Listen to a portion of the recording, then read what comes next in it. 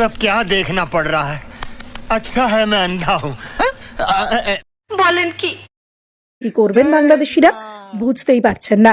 ভারতের কাঁটাতারের সীমান্ত টপকে বাংলাদেশে ঢুকে বাংলাদেশকে নাকি নাস্তানাবুদ করে ছাড়ছে ভারতীয় বাদর সেনা।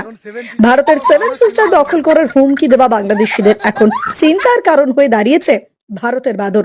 আমাদের এলাকার অন্তত 10-15টা গ্রামের মানুষের ভাতের ডেক্সি হইতে এবং কি ফল ফ্রুট ধান আলু ভুট্টা মানে আর কি বলবো যত কিছু আছে সবগুলা বানো রেখে আমাদেরকে একেবারে ক্ষতিগ্রস্ত করে কৃষকগুলা এখন মাথায় হাত।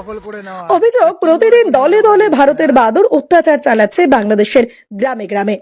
বিশেষ করে বাংলাদেশের কুমিল্লা জেলায় এই বাদরের দলের অত্যাচার সবচেয়ে বেড়েছে।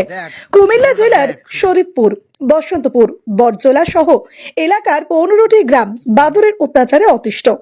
গোটা ঘটনায় বাংলাদেশ বর্ডার গার্ড এবং বাংলাদেশ পুলিশ এবং বন বিভাগের হস্তক্ষেপের দাবি করছেন স্থানীয়রা। বাংলাদেশিদের অভিযোগ ভারতীয় বাদরের দল গ্রামে ঢুকে ক্ষেতের ফসল তছনছ করে ফেলছে। ফুল চাষিদের মাথায় হাত পড়েছে, এলাকার ভুট্টা ক্ষেত শেষ।